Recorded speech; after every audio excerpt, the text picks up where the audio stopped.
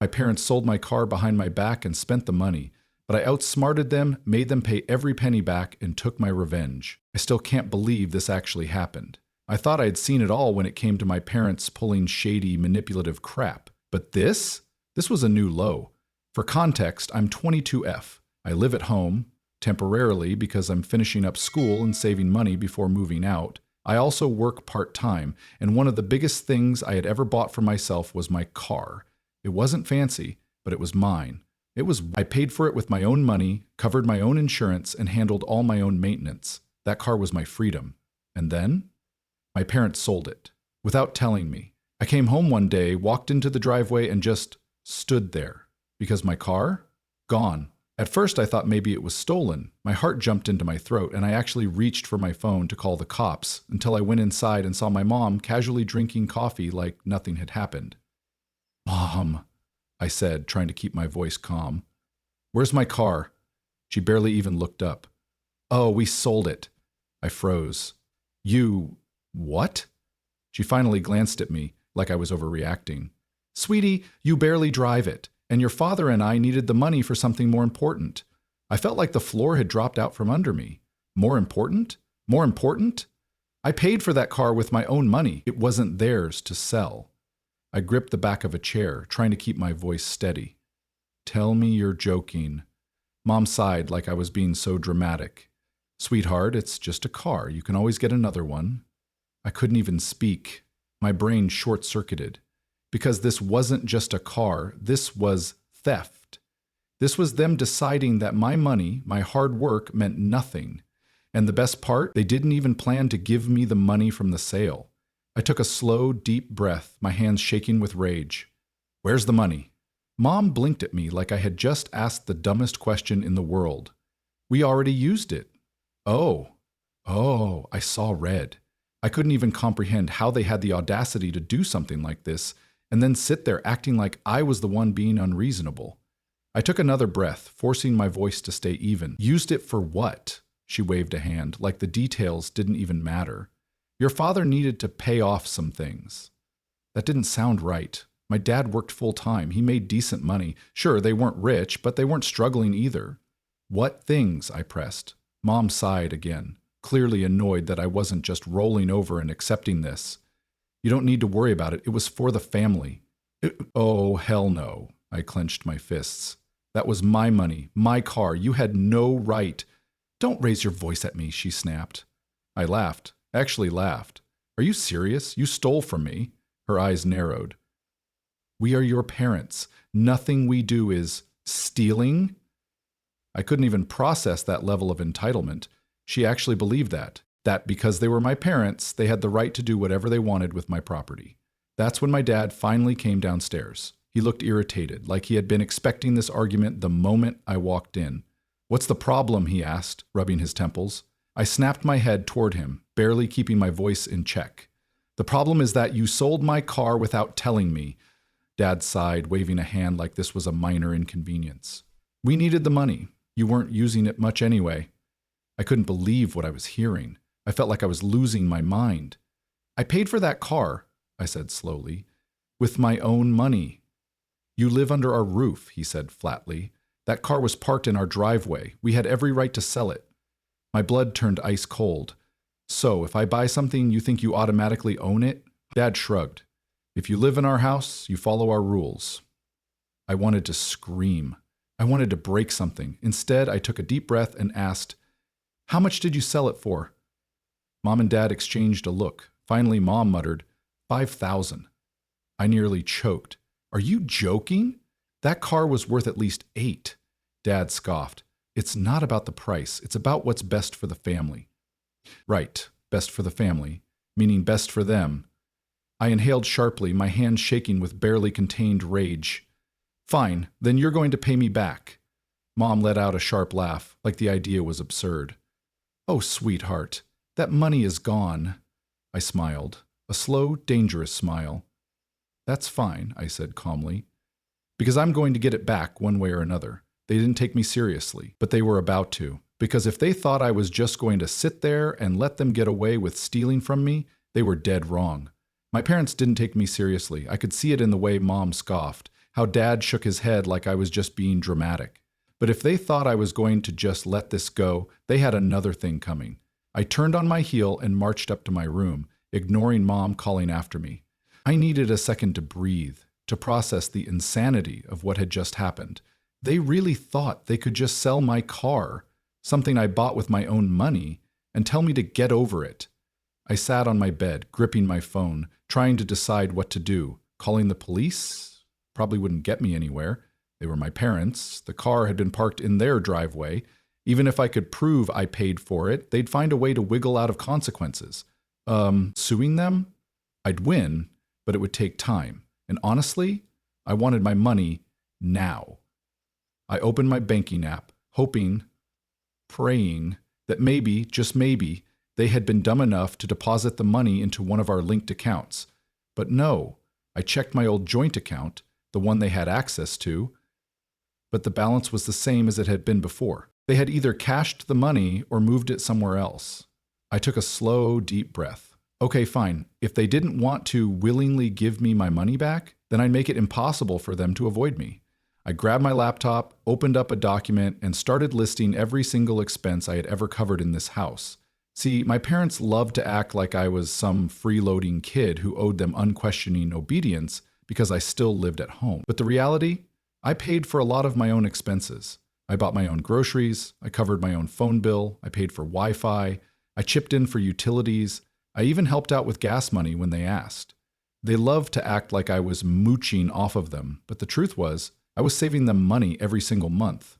And now, they were about to find out just how much I'd been contributing. I walked back downstairs and found them exactly where I left them, sitting in the living room like they hadn't just ripped off their own daughter. Dad barely looked up from the TV. "Oh, are you done pouting now?" I smiled. A slow, dangerous smile. "Oh, I'm not pouting," I said lightly. "I just wanted to let you know that since you guys clearly don't respect my property, I'll be charging you for every single thing I contribute to this house from now on." Mom frowned. "Excuse me?" I pulled up the list I had made and read it out loud. "Starting today, I will no longer be covering the Wi-Fi bill. That's $60 a month. I also won't be paying for any household groceries, so that's another $150 gone. Oh, and since I won't be using my laptop for school here anymore, I'll be taking back my contribution for utilities, so that's another $40. Dad rolled his eyes. "You're being ridiculous." "No," I said, still smiling. "I'm just treating this like a transactional relationship, since that's apparently how things work in this house now." Mom sputtered. "You're acting like we stole from you." I let out a short laugh. "You did steal from me. You sold my car, something I paid for with my own money without my permission. If you think I'm going to keep helping out around here like everything is fine, you're out of your mind," Dad scoffed. "You think we can't afford a few extra expenses?" I shrugged. "Then it shouldn't be a problem." Mom's mouth opened and closed like a fish. I could see the gears turning in her head, already calculating just how much more expensive life was about to get. And I wasn't done yet. "Also," I continued, "I'll be charging rent for my laptop, since you guys use it more than I do." Dad laughed. Come on," I shrugged. "It's my laptop, and since I don't technically need it for school anymore, I figured I might as well start making some money off it." Mom's face turned bright red. "This is not how family works." I tilted my head. "Oh, so it's different when it benefits you?" Silence. I leaned forward, resting my elbows on my knees. "I want my money back." Dad exhaled sharply, rubbing his temples. "It's gone, okay? It's not like we're just sitting on $5,000. I crossed my arms. "Then you better figure something out." Mom shook her head. "I can't believe you're treating us like strangers." I stood up. "Oh, you mean like how you treated me when you sold my car behind my back?" She flinched. Dad sighed. "We'll see what we can do." I didn't say anything. I just turned around and walked out. Because now I had planted the seed. They might have thought they could brush me off at first, but the reality of how much I actually contributed was sinking in. And within a few days, I knew they'd start feeling it. I don't think my parents actually believed me when I told them I was cutting them off financially.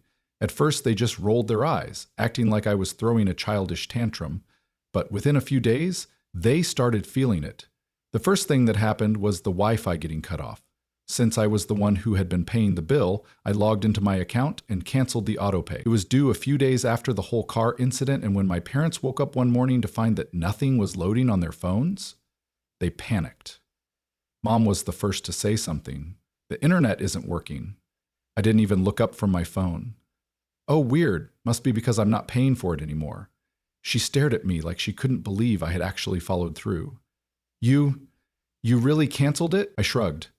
You and Dad said you could afford everything without my help, so I figured you wouldn't need me covering it anymore. Her mouth opened and closed like a fish. Then Dad came stomping into the room, already annoyed. Did you cancel the damn internet? Yup. Jesus, OP, your mother and I work from home, I smiled sweetly. And I need a car to get to work. Funny how that works, huh? He let out a frustrated exhale. You're being unreasonable, I tilted my head. And you were being reasonable when you sold my car behind my back? Silence. Dad muttered something under his breath and stormed out of the room. Mom sighed. Well, I guess we'll just have to set it up under our names. I raised an eyebrow. Good luck with that. The company requires a deposit if you're opening a new account, and they already told me they won't waive it since I was the original account holder. Her face dropped. Oh, she hadn't thought about that. I saw the exact moment it clicked, that she'd have to cough up a few $100s up front just to get the service back. That was money they didn't have. And that's when I knew they were struggling way more than they let on. The next few days were hilarious. Without the Wi-Fi, Mom couldn't stream her morning news, and Dad couldn't pretend to be working from home while actually scrolling through sports articles. They both spent hours complaining about how inconvenient it was, trying to guilt me into setting it back up. I ignored them. Then, the groceries started running low. Since I had always bought my own food, I stuck to what I had and didn't chip in for anything else. Mom tried to be passive-aggressive about it at first, making comments like, "Oh, I guess we just don't have any more fresh vegetables since someone isn't helping out anymore." I didn't take the bait. Then she started hinting at me directly. You know, OP, if you're going to keep eating dinner with us, it would be nice if you helped out with the food budget. I smiled.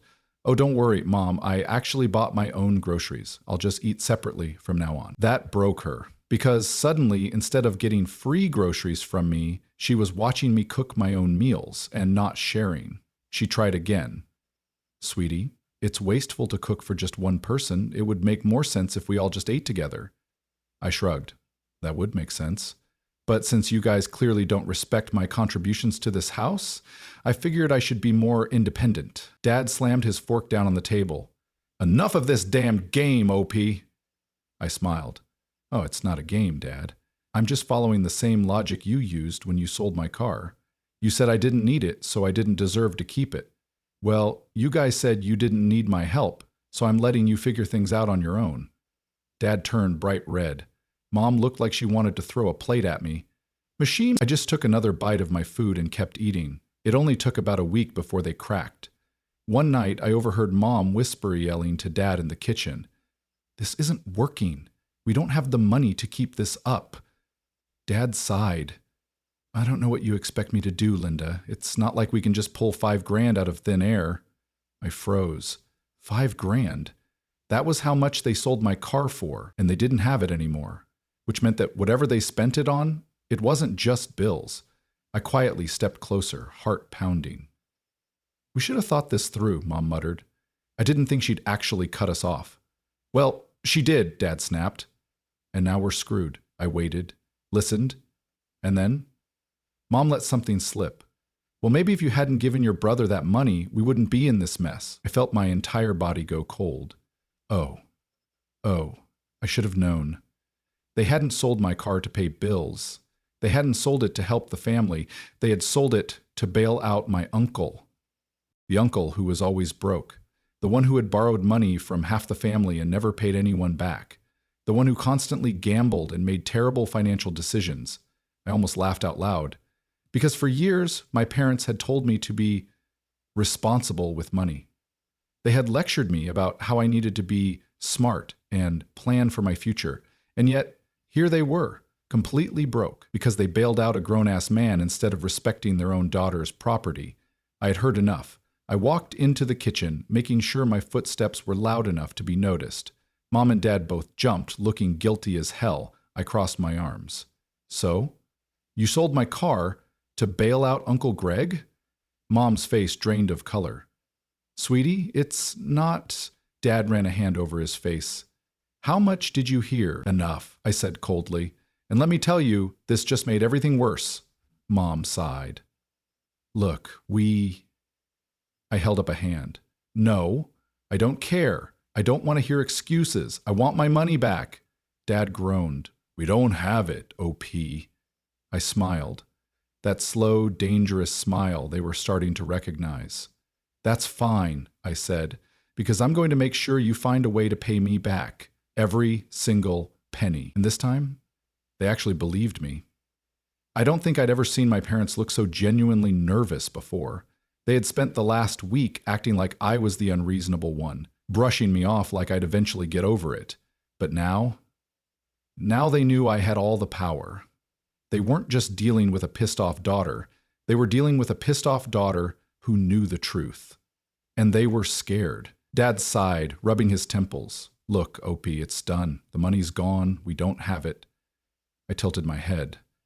Then you better figure out a way to get it back. Mom groaned. You're being so dramatic. I smiled sweetly. Oh, am I? You stole from me, lied about it, and used my money to bail out Uncle Greg, who has never paid anyone back in his life. And you think I'm being dramatic? Dad gritted his teeth, clearly realizing I wasn't going to back down. I crossed my arms. I want my money, all $5,000. I don't care if it takes a week or a month or a year. You're going to pay me back. Mom scoffed. And what if we don't? I grinned. Oh, I had been waiting for that. Well, I said, pulling out my phone, I guess I'll just start making some calls. Mom's face dropped. What calls? I raised an eyebrow. Well, calls to the rest of the family. Calls to Uncle Greg's wife. Does she even know you gave him money? Calls to Grandma, who I'm sure would love to hear how you sold my car to give money to her least responsible child. Dad went pale. See, my parents had a reputation to protect. They loved pretending they had their lives together, that they were the stable, responsible ones in the family. If the rest of the family found out they had stolen from their own daughter just to give Greg another handout, they would never live it down. Mom's voice went dead serious. You wouldn't. I stared her dead in the eyes. Try me. Dad swore under his breath, standing up. Jesus, O.P., you don't have to turn this into a family war. I shrugged. Then pay me back. They exchanged a panicked glance, and that's when I knew I had won. For the first time ever, they couldn't gaslight me into submission. They couldn't bully me into backing down. They had no leverage over me anymore. They had to pay up. Dad muttered something under his breath and stormed out of the kitchen. Mom followed, still looking like she had swallowed a lemon. I didn't follow them. I didn't say another word. I just smiled, knowing it was only a matter of time. And sure enough, less than a week later, Mom magically found $2,000 and left it in an envelope on my desk. No note, no apology, just the money. I took it, but I wasn't done yet. I wanted all $5,000. And I made that very clear. Every time they tried to guilt trip me, I'd just say, that's nice, where's the rest of my money? Every time they tried to act like things were back to normal, I'd just smile and say, still waiting on that full payment. I made it impossible for them to forget. And after another month, they finally caved. Mom handed me the last $3,000 in cash, looking absolutely defeated. There, she muttered. Happy? I grinned. Extremely. Dad grumbled, this was a pain in the ass. I shrugged. Maybe next time you'll think twice before stealing from me. They both looked so bitter, like they couldn't believe I had actually stood up to them and won. And honestly, it felt amazing. I took the money, put it in my savings, and immediately started looking for apartments, because there was no way in hell I was staying under their roof any longer than necessary. A few months later, I was fully moved out, living in a place they had zero control over. They still tried to reach out, still tried to pretend everything was fine, but I kept them at a distance. I would never trust them again. And the best part? A few months after I moved out, I heard from a cousin that Uncle Greg never paid them back, not a single cent. Mom and Dad were furious, but they couldn't do anything about it. And honestly, I couldn't stop laughing, because for years they had treated me like a kid who didn't know anything. But in the end, I was the only one who actually knew how to handle money. And now, I was the only one who had real independence. And I never let them forget it.